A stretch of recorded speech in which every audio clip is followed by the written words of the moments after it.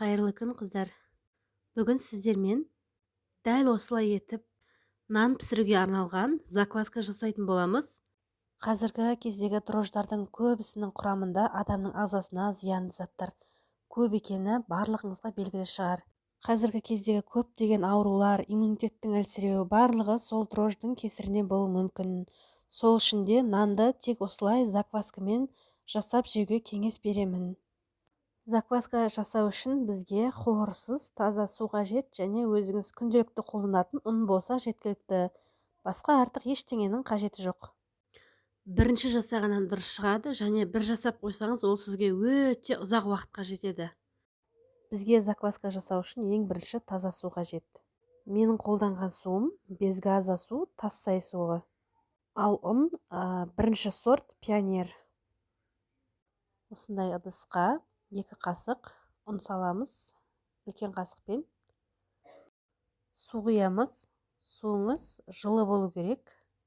Міндетті түрде жақсылап араластырамыз. Біреудің үйінде таразы бар, біреудің үйінде тараз жоқ болғандықтан мен өлшеген жоқпын, барлығын көз мөлшерімен жасадым. Сіздерге ыңғайлы болу үшін. Міне қоюлығын осы видеода көрсеткендей етіп жасайсыздар. Міне осылай ағып тұру керек. Қасықпен көрген кезде бетін осылай матамен жауып қою керек. Өйткені ауа өтіп тұру керек. Мен заквасканы осылай духовканың ішіне салып қойдым. Бірақ сіздерге кухняның жоғарғы жағындағы есігі жабылатын жеріне қоюға кеңес беремін. 18-20 градус болу керек тұратын жері. Міне достар, заквасканы жасағаннан кейін, бір тәулік өткеннен кейін түрі осындай болады. Менің духовкамның іші лампочканы қосып қойғаннан кейін 30 градус болды температурасы. Мынандай шеттері осылай құрғап кетіпті. Сол үшін де сіздерге 18-20 градус температурада тұру керек. Кухняның жоғар жағына есік жабылатын жерге қоюға кеңес беремін. Заквасканы осылай тамақтандырамыз. 3 қасық үлкен қасықпен ұн саламыз және су құямыз. Судың температурасы бөлме температурасында болса жеткілікті. Жақсылап араластырамыз. Бетін жауып, жаңағы өзіңіз таңдаған жерге қойып қоясыз. Тағы да бір тәулік өткеннен кейін ашып қараймыз. Осындай майда-майда шариктер пайда болады және ашыған иіс пайда болады. Кішкене ғана.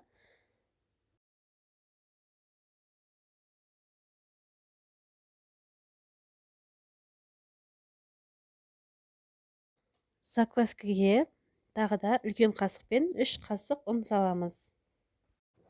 Су құйып, жақсылап араластырамыз.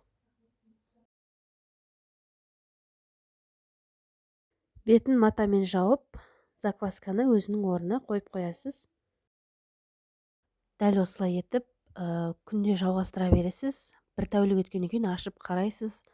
Жаңағыдай 3 қасық ұн саласыз, су құйып араластырып, жаңағы 18-20 градус болатын жерге қоясыз. Менің закваскам 6-шы тәулікте дайын болды. Оның дайын болғанын қалай білуге болады десеңіздер, ол закваска өзінен 2 есе қатты көтерілу керек. Міне менің закваскам. Және мынандай бетінде шариктер пайда болады үлкен-үлкен. Достар, осы видеоның астына описаниеге қалай осы закваскадан нан пісіргендігім жөнінде сілтемесін қалдыратын боламын. Тағы да бір араластырамыз және көтерілуге қойып қоямын.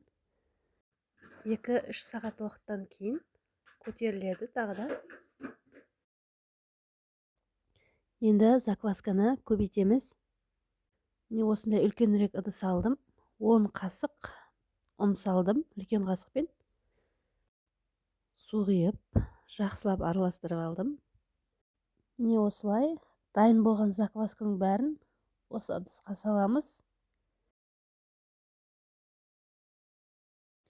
Және жақсылап араластырамыз.